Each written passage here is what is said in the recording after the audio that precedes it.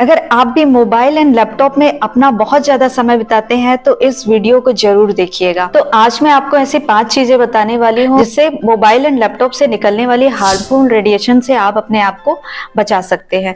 पहली जो चीज मैं आपको बताने वाली हूँ वो मोबाइल के लिए है कि मोबाइल को अपने बॉडी से चिपका कर नहीं रखना है, क्योंकि मोबाइल से जो रेडिएशन निकलती है, इलेक्ट्रोमैग्नेटिक रेडिएशन ईएमएफ, जो कि बहुत ही पावरफुल रेडिएशन होती है। हमारा मोबाइल दिखने में एक इनोसेंट सा तो लगता है, लेकिन उससे जो रेडिएशन निकलती है वो बहुत ही हार्मफुल रेडिएशन होती है, जो हमारी बॉडी के लिए, माइंड के लिए अच्छी नहीं होती है। तो हमें ये चीज याद रखनी है कि जब भी हमें लंबे समय तक किसी से बात करनी है तो हम उस मोबाइल को स्पीकर रख सकते हैं, और दूसरी चीज हम कर सकते हैं कि हेडफोन का इस्तेमाल हम कर सकते हैं, जिससे हम उन हानिकारक रेडिएशन से बच सकते हैं।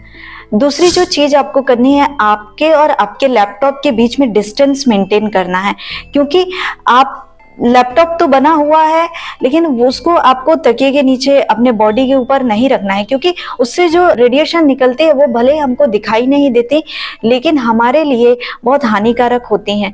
ऐसा रिसर्च और स्टडी में पाया गया है कि लैपटॉप को अगर आप पास में रखते हैं तो मेल में सबसे पहले तो स्पर्म क्वालिटी और क्वांटिटी उसकी कम होने लगती है, और फीमेल में जो रिप्रोडक्टिव पार्ट होता है उसमें उसको हानि होने लगती है, जो आगे जाकर बड़ी बीमारियों का रूप ले लेती हैं।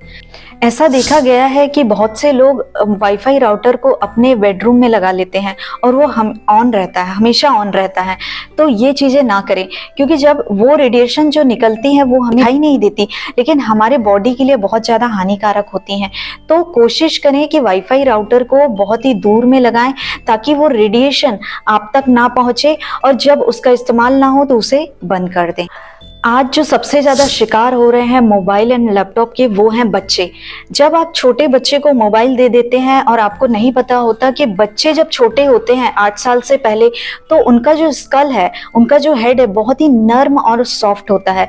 तो जब उनमें ये रेडिएशन पड़ती हैं तो उन पे बहुत ज्यादा असर होता है एज कम्पेयर टू आप पे, क्योंकि आप अगर यूज कर रहे हैं तो उतना असर नहीं होगा जितना उस छोटे बच्चे पे होता है।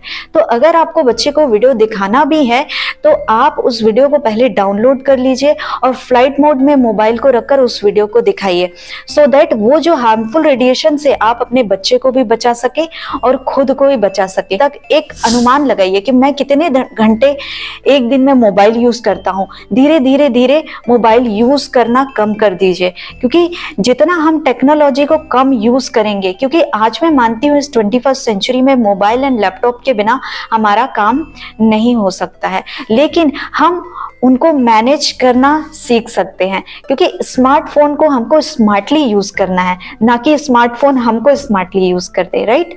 तो ये चीजें हमको करना स्टार्ट करना। तो ये जो इलेक्ट्रोमैग्नेटिक जो रेडिएशन निकल रही है, ईएमएफ रेडिएशन निकल रही है, उनको बचाया जा सके। मोबाइल रेडिएशन और लैपटॉप की जो रेडिएशन निकलती हैं उनसे अगर बचना चाहते हो तो एक बात और कही जाती है, रिसर्च में ही बताया गया है ये चीज, कि आप अपनी बॉडी को 0 वोल्ट पर लेकर आ जाइए।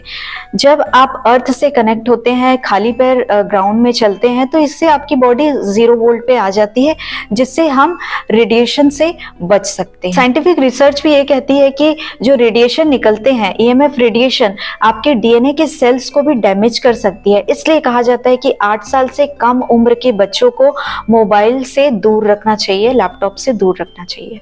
और जिसका दुष्परिणाम हम देख रहे हैं कि बच्चों से लेकर बड़ों तक बहुत सारी हानिकारक बीमारियां हो रही हैं। आई होप ये वीडियो आपको काम की लगी होगी, तो इस वीडियो को लाइक, शेयर एंड सब्सक्राइब करिएगा।